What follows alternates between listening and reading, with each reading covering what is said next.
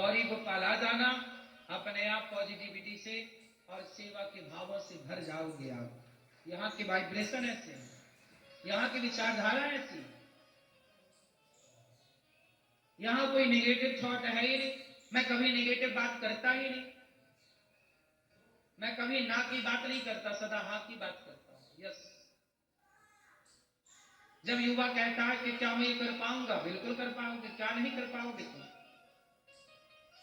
इसलिए हिंदू एक विचारधारा है, मुस्लिम एक विचारधारा। इसलिए हिंदू बहनों से हाथ जोड़ विनती करो, तुम्हें गैया का मांस खाना है, खाना है, नहीं खाना तो कभी लव जिहाद के चक्कर में ना फंसना, कभी प्यार व्यार के लफड़े में ना फंसना। आप जितने समझदार हैं, आपसे ज्यादा समझदार आपके माता पिता। हो सकता है डिग्रियां आपकी ज्यादा हो, लेकिन अनुभव माता पिता का ज्यादा होता है। इसलिए माँ बाप की आज मेरे से एक पत्रकार ने प्रश्न किया कि महाराज जी ये बताओ, कोई लड़की किसी को पसंद करती है और विवाह करना चाहती है, क्या ये गलत है? हमने कहा कि वो लड़की जिसे पसंद करती है, क्या उसके विवाह में उसके माँ बाप सम्मिलित होंगे? यदि आपकी खुशी में, आपके विवाह में आपके माता पिता सम्मिलित नहीं हुए, आपके विवाह में आपके माता पिता खुश नहीं हुए, तो वो विवाह विवाह नहीं, वो पाप है। क्या है वो? पाप है। विवाह वो है, उसका नाम ही है विवाह। वाह वाह, जब तक माँ बाप वाह वाह न करे, जब तक समाज वाह वाह न करे, तब क्या विवाह है? तुमने विवाह कर लिया और तुम्हारे माँ बाप रो रहे हैं कि मेरी बेटी ने क्या कर लिया, कहां कर लिया, किसके संग भाग गई, किसके संग उसने रहने का निर्णय लिया। तो जब वाह है ही नहीं तो काय का विवाह? फिर तो मां की आह निकलती है। क्या निकलती है? आह। तो मां की आह ना निकले, मां की वाह निकले। बाप की आह ना निकले, बाप की वाह निकले। इसलिए विवाह विचार के करना चाहिए। कहां विवाह करना चाहिए? वहां, क्योंकि मैंने विवाह किया है तो विवाह का अर्थ केवल हम पति पत्नी का मिलन नहीं, दो शरीरों का मिलन नहीं, हमें आगे की भी प्लानिंग करनी होती है कि हम इस देश को क्या दे करके जाएं। माता जीजाबाई ने शिवाजी को दिया, माता कौशल्या ने राम दिया, माता देवकी ने कृष्ण दिया। आप तो मर जाओगे, लेकिन आप इस देश को देकर क्या जा रहे हैं? आपकी संतान कितनी श्रेष्ठ है वो कैसे तय होगा? आपके विवाह से आपकी संतान तय होती है। जितनी अच्छी विचारधारा की लड़की होगी, जितनी अच्छी विचारधारा का लड़का होगा। इसलिए हमारे यहां कहते हैं कि विवाह करने के पहले ये जरूर देखना चाहिए कि वह विवाह जिससे हम कर रहे हैं उसका खानदान कैसा है, उसकी विचारधारा कैसी है, कुटुंब कैसा है, वो कौन है। क्योंकि अंतरजातीय विवाह को शास्त्र और धर्म मान्यता, कानून मान्यता देता हो तो देता हो। कानून तो 2050 से लागू हुआ है और ये संसार तो करोड़ों साल से चल रहा है। ये भारत 1950 से चल रहा है कि करोड़ों साल से चल रहा है? बोलो। भारत में संविधान कब लागू हुआ? 1950 में संविधान लागू हुआ। तो क्या 1950 के पहले ये भारत चल नहीं रहा था? किससे चल रहा था? धर्म से, उसूलों से, संस्कारों से। बोलो हां। इसलिए ये सच्चाई है कि विवाह धर्म से। इसलिए हमारे यहां पत्नी को क्या बोलते हैं? धर्म पत्नी, संविधान पत्नी नहीं बोलते, कानून पत्नी नहीं बोलते। कानून से 10 साल में ब्याह करा दिया तो बोलो कानून पत्नी है, फिर काहे धर्म पत्नी बोलते हो? कानून से हुआ ना ब्याह तुम्हारा, तो बोलो कानून पत्नी है मेरी, बोलना क्या पड़ेगा।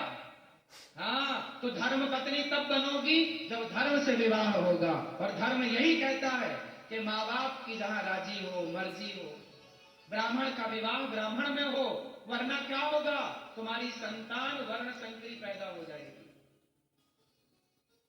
ब्राह्मण का विवाह किससे होना चाहिए, और क्षत्रियों का, और वैश्यों का, वैश्यों से और शूद्रों का। यदि आपने ब्राह्मण होकर किसी और से विवाह कर लिया, वैश्य होकर किसी और से, अन्य धर्मावलंबी लोगों से विवाह कर लिया, मधुप पंथ से कर लिया, तुम्हारी संतान कैसी होगी, वर्ण संकरी। और शास्त्र कहते हैं कि वर्ण संकरी संतान से कभी तुम्हारे पितर पानी नहीं लेते। वो वर्ण संकरी संतान ना तुम्हारे लिए हितकारी होगी, ना इस देश के लिए हितकारी होगी। इसलिए कम से कम इस देश को अच्छा बेटा देकर जाओ, और अच्छा बेटा अच्छी विचारधारा की माँ, अच्छी विचारधारा का पिता, और फिर जब विधि विधान से विवाह हो तब पुनः संतान अच्छी होगी। इसलिए कानून पत्नी ना चाहिए हमें, धर्म पत्नी चाहिए। तो धर्म पत्नी चाहिए तो विवाह धर्म से होना चाहिए, कानून के हिसाब से नहीं। कानून कहता है कि 21 साल की लड़की हो, 21 साल का लड़का हो, ये बात बिल्कुल मानने योग्य है, बिल्कुल मानो। लेकिन विवाह में अग्नि साक्षी होती है, जग साक्षी नहीं होता। हमारे यहां विवाह में कौन साक्षी होता है, बोलो, अग्नि साक्षी होती है, वेद साक्षी होते हैं, समाज साक्षी होती है, और फिर जाकर के विवाह पूरा होता है। आजकल तो विवाह सर्टिफिकेट बनाना पड़ता है। क्या बनाना पड़ता है, विवाह सर्टिफिकेट। यहां की जरूरत है, ईश्वर के यहां तो धर्म से तय हो गया कि हमारी पत्नी है। इसलिए धर्म से जीवन जियो, तो धर्म से जीवन जियोगे तो और किसी कानून की आपको आवश्यकता ही नहीं पड़ेगी। मैं धर्म से जीता हूं तो मैं चोरी नहीं करता, मैं धर्म से जीवन जीता हूं तो मैं चोरी नहीं करता, मैं धर्म से जीवन जीता हूं तो मैं झूठ नहीं बोलता। अरे मैं धर्म से जीऊंगा तो मुझे इस कानून की जरूरत ही नहीं पड़ेगी। कानून की जरूरत इसलिए पड़ी क्योंकि आपने धर्म छोड़ दिया, चोरी करने लग गए। चोरी करना कौन सा धर्म है, बलात्कार करने लग गए, बलात्कार करना कौन सा धर्म है, झूठ बोलने लग गए, झूठ बोलना कौन सा धर्म है। जब तुमने धर्म का परित्याग कर दिया तब कानून की जरूरत पड़ी। यदि धर्म का आचरण करते तो किसी कानून की आपको आवश्यकता, बोलो, ठीक, जरूरत किसकी थी। इसलिए कौन बड़ा है, धर्म बड़ा है। इसलिए मेरी मां, धर्म का आचरण करना चाहिए। जब भगवान श्री कृष्ण गोपियों से, इसलिए हमने कहा कि जब आप भगवान को याद करते हैं तो भगवान भी आपको याद कर। इसलिए गोपियों ने जब याद किया तो कृष्ण ने उद्धव जी से कहा, उद्धव जी जाओ मेरी गोपियों को जरा जाकर समझाओ, वो रोया ना करें। उद्धव जैसे ज्ञानी आज गोपियों को समझाने के लिए आए। उद्धव जी बोले, गोपियों, चले मथुरा से जब कुछ दूर वृंदावन निकट आया, वहीं से प्रेम ने अपना अनोखा रंग दिखलाया। बिटप झुक कर ये कहते हैं, इधर आओ, इधर आओ। पपीहा कह रहा, पी कहाँ ये भी तो बतलाओ। उद्धव जी वृंदावन आए तो गोपियों को रोता हुआ देखा। अरे गोपियों, क्यों रो रही हो, हमें कृष्ण की याद आ रही। क्यों,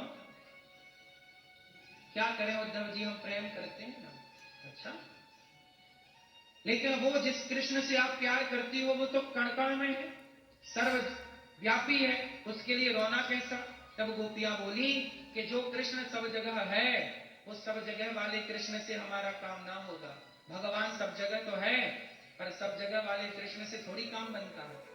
हमें तो प्रत्यक्ष वाला चाहिए, जो हमसे आकर बातें करे, हमसे मिले, हमारे आंसू पोंछे। हमें उस कृष्ण की आवश्यकता है, पर वो तो कण में रहता है।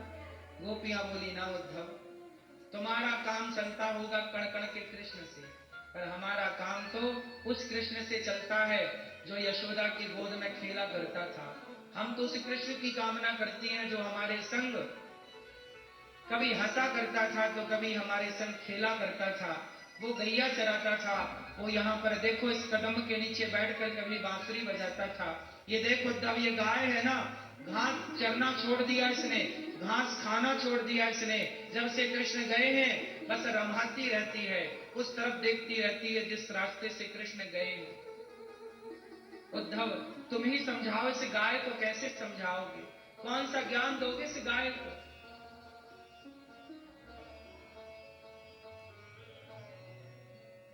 अब उद्धव जी क्या कहते हैं? इसलिए देखो, एक ज्ञान होता है और एक प्रैक्टिकल होता है। ज्ञान और प्रैक्टिकल दोनों अलग अलग विषय हैं, हाँ या ना? इसलिए ज्ञान हो जाना अलग विषय है। आप व्यापार बिजनेस की कितनी भी पढ़ाई आप पढ़ लो, पर जब व्यापार करने उतरोगे तो पढ़ी बातें कम काम आएंगी, अनुभव की बातें ज्यादा काम आएंगी, हाँ या ना? उसी तरह भगवान कण कण में रहते हैं, ये ज्ञान, इस ज्ञान से गुजारा ना होगा। कण कण में रहते हैं भगवान, ठीक बात कह रहे हो उद्धव, लेकिन हमारा गुजारा उस कण कण वाले कृष्ण से नहीं है। हम चाहती हैं कि हमारा कृष्ण जैसे हमें छोड़कर गया, कहकर गया 2 दिन में आऊंगा, तो बताओ क्यों नहीं आए, क्यों हमें छोड़कर चले गए? उद्धव जी समझा रहे हैं और गोपियां कृष्ण के लिए रो रहे हैं।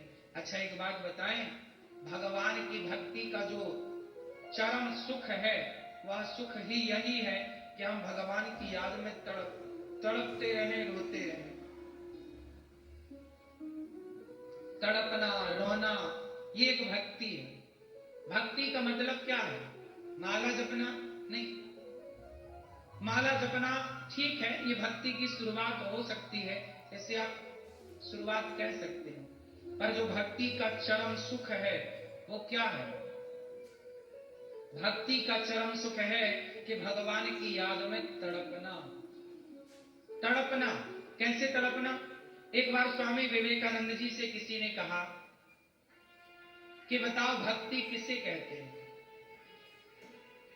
स्वामी विवेकानंद जी स्नान कर रहे थे गंगा जी में, फिर पूछा कि बताओ भक्ति किसे कहते हैं? स्वामी विवेकानंद जी ने कोई उत्तर नहीं दिया।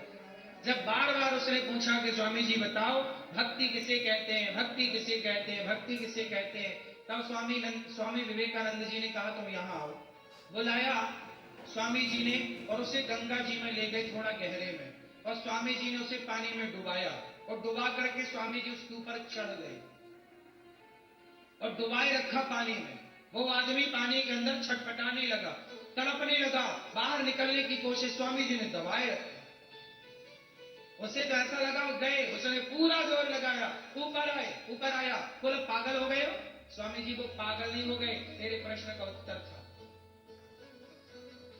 क्या उत्तर है, क्या समझ में आया? स्वामी विवेकानंद जी ने कहा कि तूने पूछा ना कि भक्ति क्या है, भक्ति किसे कहते हैं, तो देख जब मैंने पानी में डुबाया ना तो तू छटपटाने लगा ना, काय के लिए छटपटाया? बोले बाहर आने के लिए, सांस लेने के लिए। जैसे सांस लेने के लिए तू छटपटाया, बाहर निकलने के लिए छटपटाया, ऐसे ही जिस दिन भगवान के लिए तू छटपटाएगा उस दिन भगवान तुझे मिल जाएंगे। भगवान के लिए छटपटाने का नाम भक्ति है। भगवान के लिए ऐसे तड़पने का नाम ये भक्ति।